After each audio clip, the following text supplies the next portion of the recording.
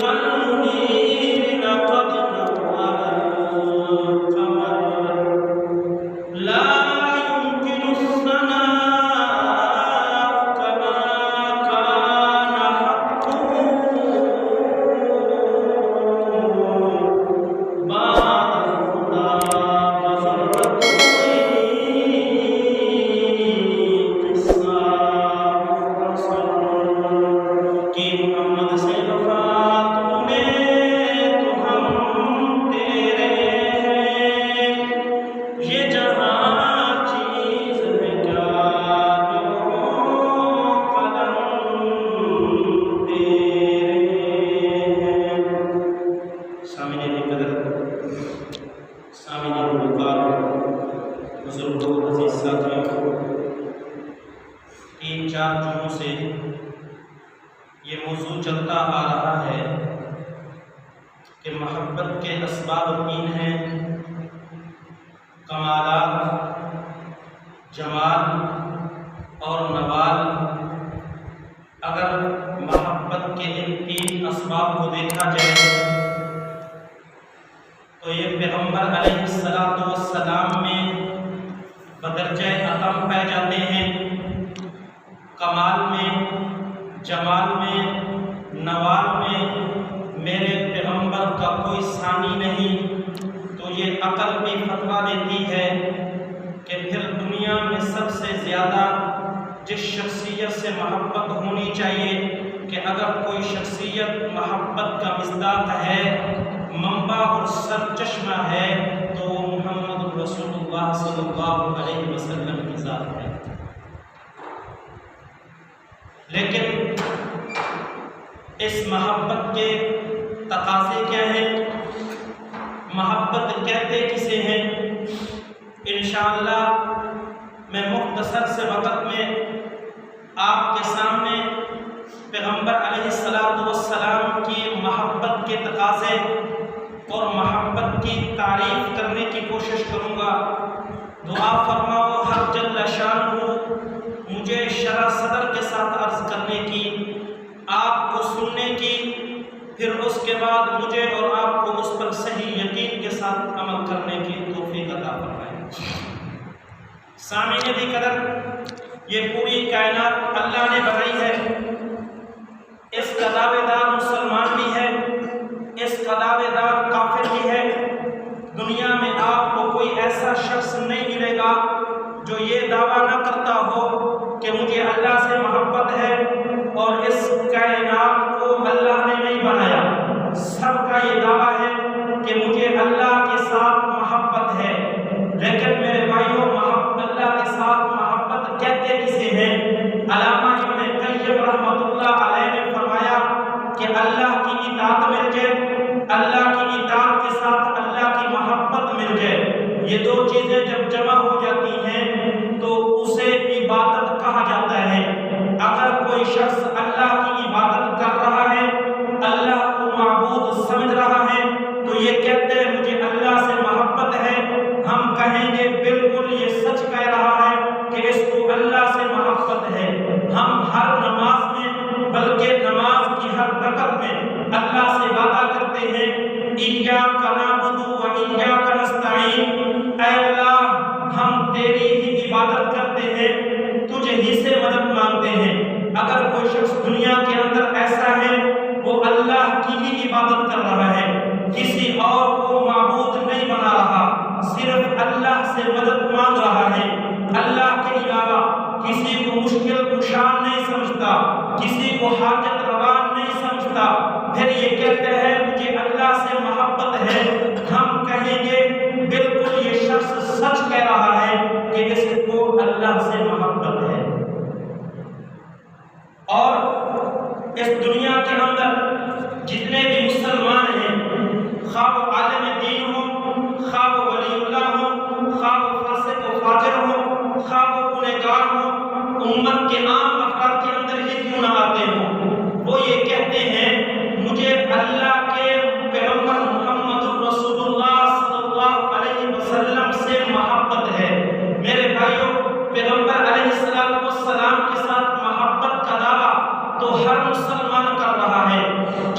کلمہ پڑھا لا الہ الا اللہ محمد رسول اللہ، وہ شخص یہ دعویٰ کرتا ہے مجھے پیغمبر کے ساتھ محبت ہے۔ تو پیغمبر کی محبت کہتے کسے ہیں؟ میرے عزیزوں محدثین نے لکھا پیغمبر کی اطاعت ہو، پیغمبر کے ساتھ محبت مل جائے، یہ دو چیزیں ملنے کے بعد اتباع بنتی ہے۔ اگر کوئی شخص پیغمبر علیہ السلام کی اتباع کر رہا ہے، پیغمبر علیہ السلام کے نقش قدم پر چل رہا ہے اور پھر وہ کہتا ہے مجھے پیغمبر کی ذات کے ساتھ محبت ہے، تو ہم کہیں گے واقعی یہ شخص سچ کہہ رہا ہے، اس کو پیغمبر کی ذات کے ساتھ محبت ہے۔ میرے بھائیوں ان دونوں باتوں کو اگر ملائیں نتیجہ یہ نکلتا ہے کہ اگر کوئی مسلمان اللہ کی عبادت کر رہا ہے، پیغمبر کی اتباع کر رہا ہے، اس کو اللہ کی ذات کے ساتھ بھی محبت ہے، اس کو پیغمبر کی ذات کے ساتھ بھی محبت ہے۔ اسی کو اللہ رب العزت کی ذات نے پیغمبر علیہ السلام کی زبانی قرآن کریم کے اندر یہ اعلان کروایا، فرمایا میرے پیغمبر کہہ دو قل ان کنتم تحبون اللہ فاتبعونی یحببکم اللہ، اگر تم اللہ کے ساتھ محبت کا دعویٰ کرتے ہو تو اس محبت کے دعوے کے اندر تم سچے تب ہو سکتے ہو جب میرے پیغمبر کی تم اتباع کر دو۔ اللہ کے ساتھ محبت کا نام عبادت ہے، پیغمبر علیہ السلام کی محبت کا نام اتباع ہے۔ جب اللہ کی عبادت ہوگی، پیغمبر علیہ السلام کے نقش قدم پر چلتے ہوئے، پھر یہ شخص اللہ کا بھی محبوب بن جائے گا، یہ شخص اللہ کے پیغمبر کا بھی محبوب بن جائے گا۔ پھر میرے بھائیوں اس شخص کو اپنی زبان سے یہ کہنے کی ضرورت نہیں ہے میں اللہ سے محبت کرتا ہوں، اس کو یہ کہنے کی ضرورت نہیں پڑے گی مجھے پیغمبر کے ساتھ محبت ہے، پھر اس کو یہ کھوکھلے نعرے لگانے کی ضرورت نہیں پڑے گی۔ اب معاملہ الٹ ہو جائے گا، یحببکم اللہ، اللہ رب العزت کی ذات اس بندے سے خود محبت کرنے لگ جائیں گے، پھر اللہ کی ذات یہ اعلان کریں گے اس بندے سے مجھے محبت ہے۔ حدیث مبارکہ کے اندر آتا ہے کوئی شخص پیغمبر کی اتباع میں اللہ رب العزت کی عبادت کرتا ہے، اللہ رب العزت اس سے محبت کرنے لگ جاتے ہیں، پھر اللہ اپنے حاملین عرش فرشتوں کو کہتے ہیں اے فرشتوں، میرے عرش کو اٹھانے والے فرشتوں، میں اس بندے سے محبت کرتا ہوں، تم بھی اس بندے سے محبت کرو۔ پھر وہ فرشتے ساتوں آسمانوں پر یہ اعلان کرتے ہیں اللہ اس بندے سے محبت کرتا ہے، ہم بھی اس بندے سے محبت کرتے ہیں، تم بھی اس بندے سے محبت کرو۔ پھر یہ فرشتے دنیا کے چپے چپے پر پھیل جاتے ہیں، یہ اعلان ہو جاتا ہے اللہ اور آسمانی مخلوق ساری کی ساری اس بندے سے محبت کرتی ہے، تم بھی اس بندے سے محبت کرنے لگ جاؤ۔ پھر ہوتا کیا ہے اس دنیا کی ہر چیز، خواہ وہ انسان ہو خواہ وہ چرند اور پرند ہو، پھر وہ اس شخص سے محبت کرنے لگ جاتے ہیں۔ میں اس کی دلیل کے اندر صرف ایک چھوٹا سا واقعہ عرض کر کے آگے چلوں گا۔ حضرت عبداللہ بن عمر رضی اللہ تعالیٰ عنہ ہیں، یہ وہ صحابی ہیں جو پیغمبر علیہ السلام کی کسی سنت کو کسی وقت بھی نہیں چھوڑا کرتے تھے۔ دوسرے الفاظ میں یوں کہتا ہوں یہ پیغمبر کی اتباع کرتے تھے، اللہ کی عبادت کرتے تھے، گویا یہ اللہ کے محبوب تھے۔ ایک مرتبہ یہ جنگل کے اندر جا رہے ہیں، چلتے چلتے جنگل میں راستہ بھول جاتے ہیں، سامنے دیکھا اچانک ایک شیر آ گیا۔ میرے بھائیو شیر کا کام کیا ہے؟ وہ درندہ ہے، اس کا کام چیرنا اور پھاڑنا ہے، اس کا کام حملہ کرنا ہے، لیکن اس وقت اس نے پیغمبر کے اس محبوب کو دیکھا، اللہ کے اس محبوب کو دیکھا، اس نے اپنی فرض شناسی کی۔ حضرت عبداللہ بن عمر کو اس نے کہا، ان کے سامنے کھڑے ہو کر اپنی پونچھ ہلانے لگا۔ حضرت عبداللہ بن عمر رضی اللہ تعالیٰ عنہ اس شیر کو کہنے لگے میں فلاں جگہ پہ جا رہا ہوں، اس جنگل کے اندر راستہ بھول گیا، تم مجھے راستہ بتاؤ۔ محدثین نے لکھا احادیث کے اندر واقعہ موجود ہے، یہ شیر پونچھ ہلاتے ہوئے آگے چلنے لگ گیا۔ حضرت عبداللہ بن عمر رضی اللہ تعالیٰ عنہ اس کے پیچھے پیچھے چل پڑے۔ جب راستہ سامنے نظر آ گیا کہتے ہیں یہ پھر شیر اس راستے کو چھوڑ کے واپس اپنے جنگل میں آ گیا۔ خدا کی قسم حقیقت یہی ہے اگر پیغمبر کی اتباع میں اللہ کی محبت کر لی جائے، خدا کی قسم انسان پوری کائنات کا محبوب بن جائے۔ اسی ایت کے بعد اللہ نے اپنے پیغمبر کو حکم دیا، آپ فرماؤ اطیعوا اللہ و اطیعوا الرسول، اللہ کی بھی اطاعت کرو، اللہ کے رسول کی بھی اطاعت کرو۔ میں نے ابھی آپ کو بتایا اللہ کی اطاعت کے ساتھ اللہ کی محبت مل جائے یہ عبادت بن جاتی ہے، پیغمبر کی اطاعت کے ساتھ پیغمبر کی محبت مل جائے یہ اتباع بن جاتی ہے، گویا اللہ کی عبادت بھی کی جائے، وہ عبادت پیغمبر کی اتباع میں کی جائے تو پھر بندہ اللہ کا محبوب بن جاتا ہے۔ فَإِن تَوَلَّوْا، اگر اللہ کی عبادت کا انکار کر لیا جائے یا اللہ کی عبادت تو کی جائے پیغمبر کی اتباع میں نہ کی جائے تو یہ شخص میرے بھائیوں اللہ کی اس اطاعت سے اعراض کرنے والا ہے، پیغمبر کی اتباع سے اعراض کرنے والا ہے۔ دوسرے الفاظ میں میں یوں کہہ سکتا ہوں اللہ کی محبت کا انکار کرنے والا ہے، پیغمبر کی محبت کا انکار کرنے والا ہے۔ پھر سن لیجئے اللہ فیصلہ دیتے ہیں یہ جو میری محبت کا منکر، میرے پیغمبر کی محبت کا منکر، ان اللہ لا یحب الکافرین، ہم ایسے منکروں سے پھر محبت نہیں کرتے، اس کو ہم سے محبت نہیں ہے، پھر اللہ فرماتے ہیں ہمیں اس سے محبت نہیں ہے۔ میرے بھائیوں اگر اللہ کی محبت آدمی کی زندگی کے اندر، پیغمبر کی محبت آدمی کی زندگی کے اندر شامل نہ ہو تو پھر اس کی زندگی میں اور ایک جانور کی زندگی میں کوئی فرق نہیں ہے۔ تو پیغمبر علیہ السلام کی محبت کا نام اتباع ہے۔ تو پیغمبر علیہ السلام کی محبت کا سب سے پہلا تقاضا یہ ہے کہ ہم آقا مدنی صلی اللہ علیہ وسلم کی اتباع کریں، آقا مدنی صلی اللہ علیہ وسلم کی سنت کو اپنائیں، آقا کی صورت اور سیرت کو اپنائیں۔ میرے بھائیوں اس انداز کے اندر اپنائیں جس طرح کہ میرے پیغمبر کی اس پر گزیدہ جماعت نے اس کو اپنا کے دکھایا۔ آؤ پھر میں تمہیں لے کر چلوں پیغمبر علیہ السلام کے وہ صحابہ جنہوں نے پیغمبر پر ایمان لایا، جنہوں نے اللہ پر ایمان لایا، پھر انہوں نے اللہ کے ساتھ جو محبت کا دعویٰ کیا تھا اس کو سچ کر کے دکھایا، پیغمبر کے ساتھ جو محبت کا دعویٰ کیا تھا اس کو سچ کر کے دکھایا، ایسے سچ کر کے دکھایا۔ بعض سنتیں وہ ہوتی ہیں جو عادی ہوا کرتی ہیں، عادت سے نہیں ہوتی ہیں۔ میرے پیغمبر نے فرمایا ان پر عمل کرنا کوئی ضروری نہیں ہے، تمہارا جی چاہتا ہے ان پر عمل کر لو ثواب مل جائے گا، اگر ان پر عمل نہیں بھی کرو گے کوئی گناہ کی بات نہیں ہے۔ میرے بھائیوں بعض سنتیں وہ ہوتی ہیں جو شرعی ہوتی ہیں، ان پر عمل کرنا لازمی اور ضروری ہوتا ہے، اگر کوئی شخص اس کو چھوڑ دیتا ہے کل قیامت کا دن میرے پیغمبر کا اس کو ملامت ٹھہرانی پڑے گی، میرے پیغمبر علیہ السلام اس سے محبت نہیں کریں گے۔ صحابہ کرام رضوان اللہ تعالیٰ علیہم اجمعین یہ جو پیغمبر کی شرعی سنتیں تھیں ان پر تو عمل کیا ہی کرتے تھے، لیکن جو میرے پیغمبر کی طبی سنتیں ہوا کرتی تھی جن پر عمل کرنا لازمی اور ضروری نہیں ہے، میرے پیغمبر کے صحابہ ان پر بھی عمل کیا کرتے تھے۔ ایک صحابی رسول بہار سے ہے، پہلی مرتبہ وہ مدینہ کے اندر آئے تھے، تھوڑی دیر انہوں نے یہاں رہنا تھا، پھر تھوڑی دیر کے بعد انہوں نے چلے جانا تھا۔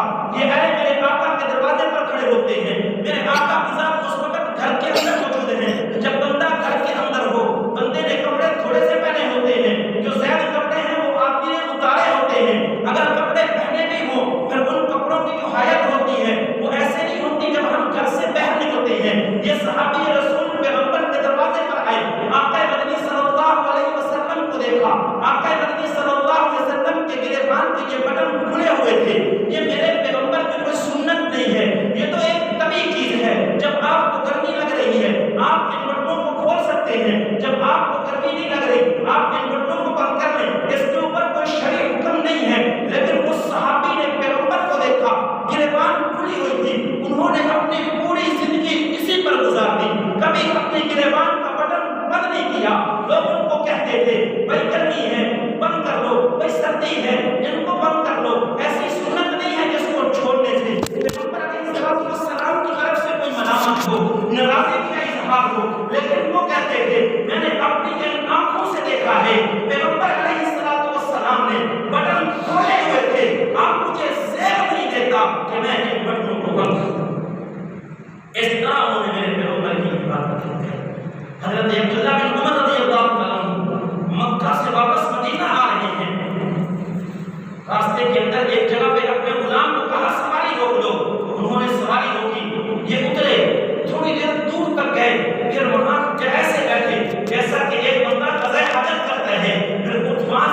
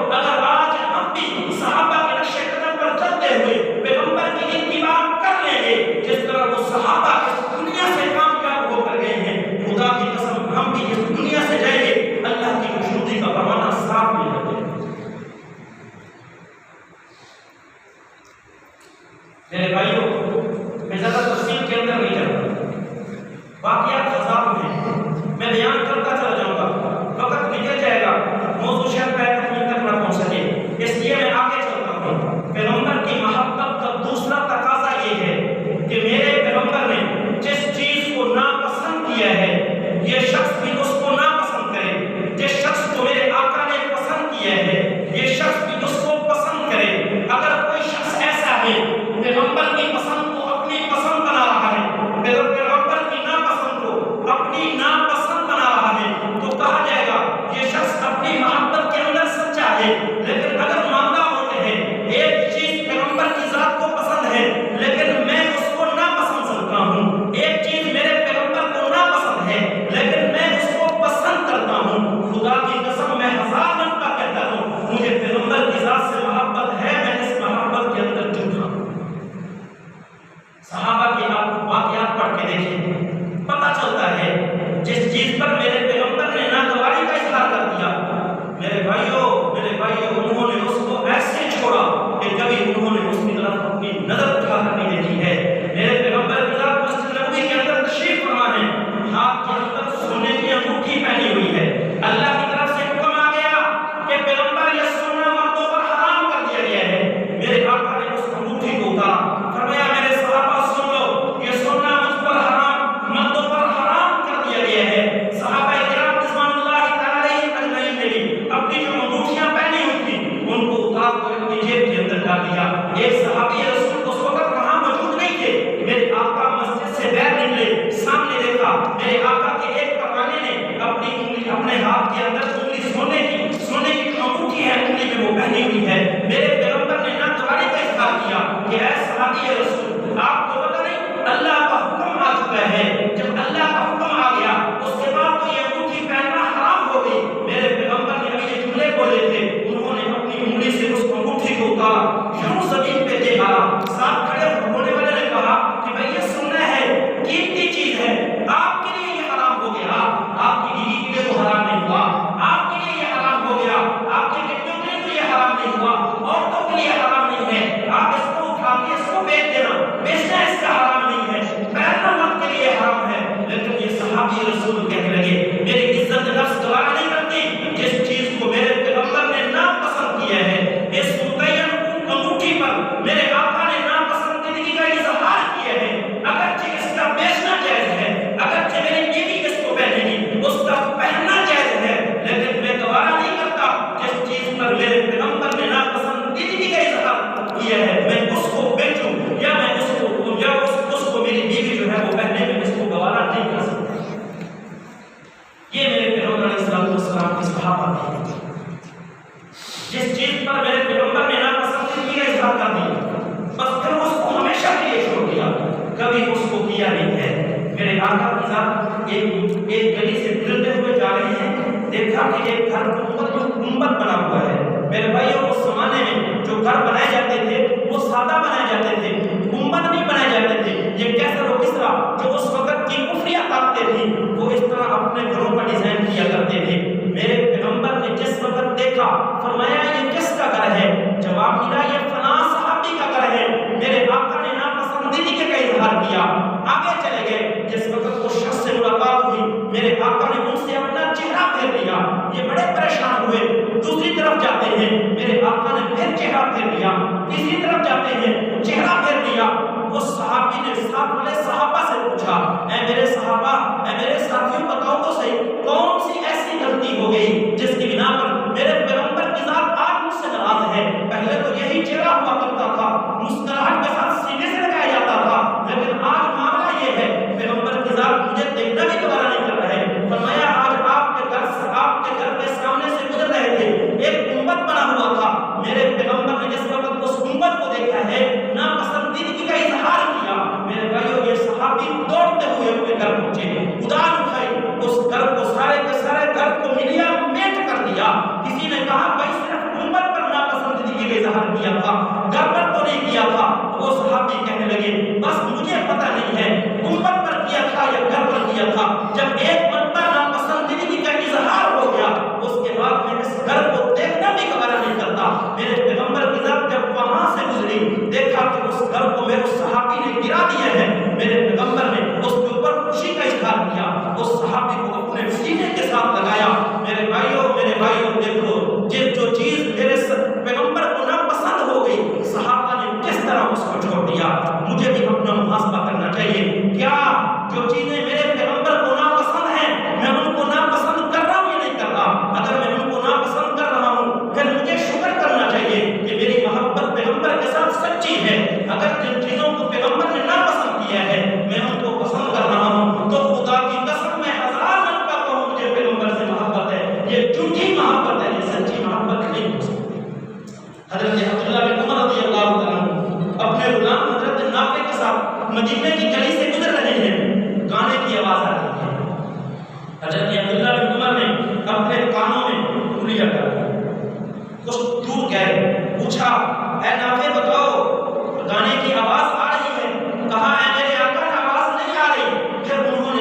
کانوں سے انگلیاں نکالی. فرمایا پوچھتے نہیں ہو نافع کہ میں نے یہ کیوں کیا؟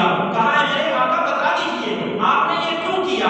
حضرت عبداللہ بن عمر فرمانے لگے اسی طرح میرے پیغمبر کی ذات یہاں مدینے کی ایک گلی سے گزر رہے تھے، یہودی کے ایک گھر سے گانے کی آواز آ رہی تھی. میرے پیغمبر نے اپنی انگلیاں اپنے کانوں کے اندر ڈالی تھی. جب کافی دور گئے مجھ سے پوچھا تھا عبداللہ بن عمر بتاؤ گانے کی آواز تو نہیں آ رہی؟ میں نے کہا تھا گانے کی آواز نہیں آ رہی. پھر میرے پیغمبر نے اپنے کانوں سے انگلیاں نکالی تھی.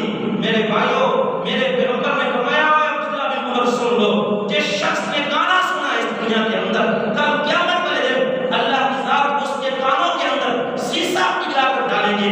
جس شخص کے کانوں کے اندر سیسا پگھلا کر ڈال دیا گیا وہ جنت کا مستحق کیسے ہو سکتا ہے؟ وہ شخص کے لیے تو پھر جہنم واجب ہو گئی، وہ تو جہنم کے اندر چلا گیا.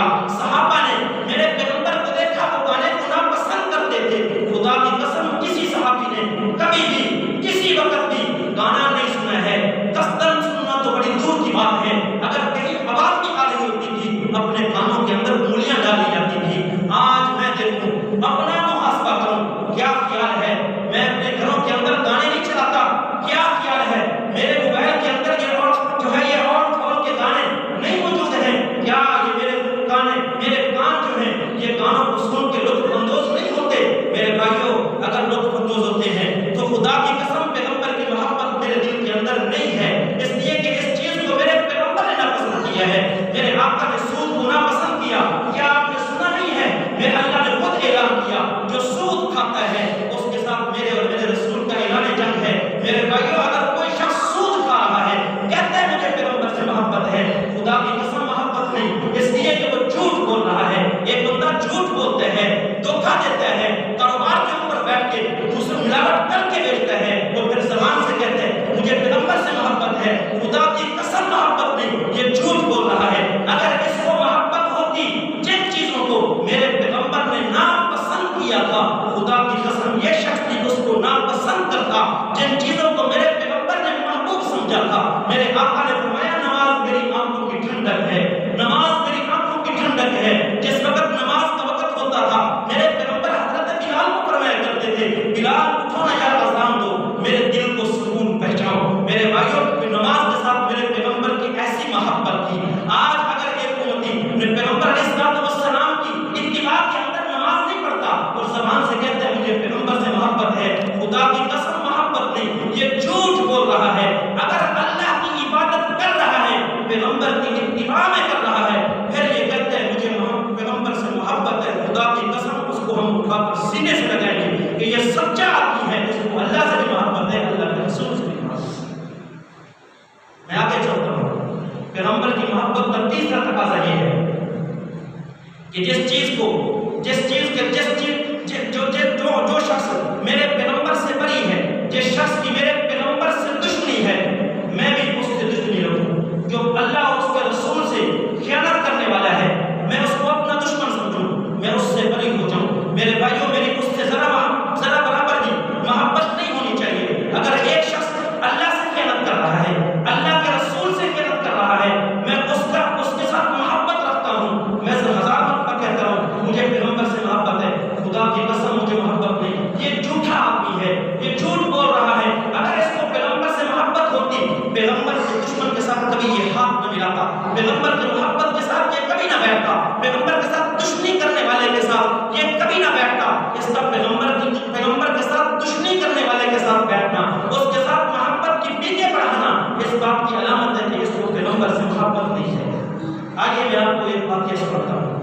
میرے پیغمبر کی مجلس بنی ہوئی ہے، صحابہ کرام بیٹھے ہوئے ہیں. میرے پیغمبر کا ایک چھوٹا سا صحابی جن کا نام عمیر بن سعد ہے، یہ چھوٹے چھوٹے قدموں کے ساتھ چلتا ہوا مسجد کے اندر آ گیا. جب مسجد کے اندر بیٹھے ہیں تو میرے پیغمبر اس وقت جہنم کا تذکرہ کر رہے تھے. انہوں نے جب جہنم کا تذکرہ سنا یہ واپس گئے. پہلے یہ اپنے چچا کے ساتھ آیا کرتے تھے جس کا نام جلیس بن سوید تھا. یہ منافق شخص تھا، یہ اپنے چچا کے ساتھ آیا کرتے تھے. آج چچا نہیں آیا تھا، یہ اکیلے آئے تھے. پیغمبر کی بات کو سنا، جب اپنے چچا کے پاس گئے جا کر ان کو کہنے لگے اے چچا جی آج میں نے پیغمبر کی مجلس میں جہنم کا تذکرہ سنا ہے اور میرے پیغمبر نے جہنم کے تذکرے کو یوں بیان کیا ہے جیسا کہ میں جہنم کو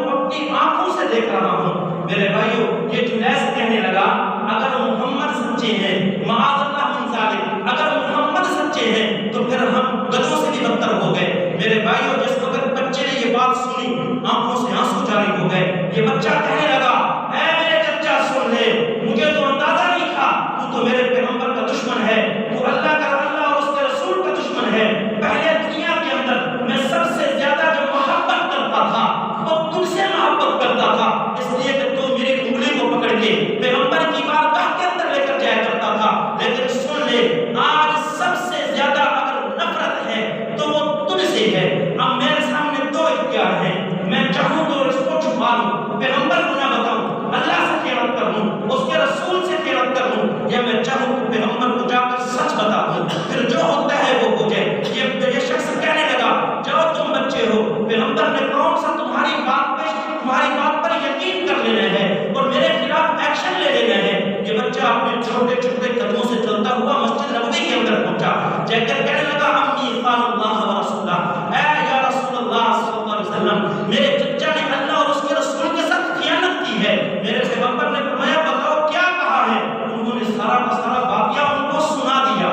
میرے بھائیو, پھر پیغمبر علیہ السلام نے صحابہ سے مشورہ کیا کہ بتاؤ میں کیا کروں, اس بچے کی بات کی تصدیق کروں یا تکذیب کر دوں. صحابہ کہنے لگے یہ تو چھوٹا بچہ ہے, یہ تو اپنی بات بھی نہیں سمجھ سکتا, ہو سکتا ہے جھوٹ بول رہا ہو, اور جنیس بڑا آدمی ہے, ہمارے ساتھ نمازیں پڑھتا ہے, وہ ایسی بات نہیں کر سکتا. میرے پیغمبر نے فرمایا اے بچے, ہم آپ کی بات کی تصدیق کرتے ہوئے اس کے خلاف اس وقت کوئی ایکشن نہیں لے سکتے. میرے بھائیوں, اس بچے نے اللہ کی بارگاہ کے اندر یوں ہاتھ ہے, کہنے لگا ان صدقت فصدقنی, اے اللہ اگر میں نے سچ بولا ہے میری تصدیق کر دے, اے اللہ اگر میں نے جھوٹ بولا ہے پھر میری تکذیب کر دے. اب یہ چھوٹے چھوٹے ہاتھ چہرے پر واپس نہیں گئے تھے. اللہ نے حضرت جبرائیل کو بلایا, فرمایا جاؤ اس چھوٹے بچے کی پکار لے کر جاؤ, میرے پیغمبر کو جا کر بتا دو یحلفون باللہ ما قالوا ولقد قالوا کلمۃ الکفر, یہ لوگ جو تمہارے سامنے کھڑے ہو کر قسمیں کہہ رہے ہیں اور کہہ رہے ہیں ہم نے کلمہ کفر نہیں کہا ہے, انہوں نے کلمہ کفر کہا ہے. میرے پیغمبر نے ان کو بلایا, اپنے سینے کے ساتھ لگایا, ان کے کان کو پکڑا, فرمایا یہ وہ کان ہیں جنہوں نے بات سنی, اللہ کی ذات نے 7 آسمانوں کے اوپر عرش سے ان کی تصدیق کر دی. اس کے بعد یہ بچہ کھڑا ہوا, کہنے لگا اے اللہ کے رسول آپ بھی گواہ ہو جائیں, اللہ تم بھی گواہ ہو جا, صحابہ تم بھی گواہ ہو جاؤ, یہ میرا چچا اللہ کے رسول کا دشمن ہے, اللہ کا دشمن ہے, میرا بھی دشمن ہے, میں اس سے بیزار ہوں, اس کے ساتھ میرا کوئی تعلق نہیں. میں اللہ سے دعا کرتا ہوں اے اللہ اس بچے جیسا جذبہ تھوڑا سا تو ہمیں بھی عطا فرما دے, اللہ اس بچے جیسی غیرت تھوڑی سی تو ہمیں بھی عطا فرما دے, ہمیں بھی اتنا ایمان تو دے دے. جو تیرے پیغمبر کا دشمن ہے ہم اس کو دشمن کہنے لگ جائیں, جو تیرا دشمن ہے ہم اس کو دشمن سمجھنے لگ جائیں. ہم بھی اپنے عمل سے, ہم بھی اپنی زبان سے یہی کہیں اللہ جو تیرا نہیں ہے وہ ہمارا نہیں, اللہ جو تیرے پیغمبر کا نہیں ہے وہ ہمارا نہیں ہے. جب ہمارا یہ عقیدہ بن جائے گا, جب ہمارا یہ رویہ بن جائے گا, خدا کی قسم پھر ہمیں کھوکھلے نعرے لگانے کی ضرورت نہیں پڑے گی, یہ کہنے کی ضرورت نہیں پڑے گی کہ جو ہے حکومت رسول پر موت بھی قبول ہے, یہ کہنے کی ضرورت نہیں پڑے گی. پھر ہم اللہ کے بھی محبوب بن جائیں گے,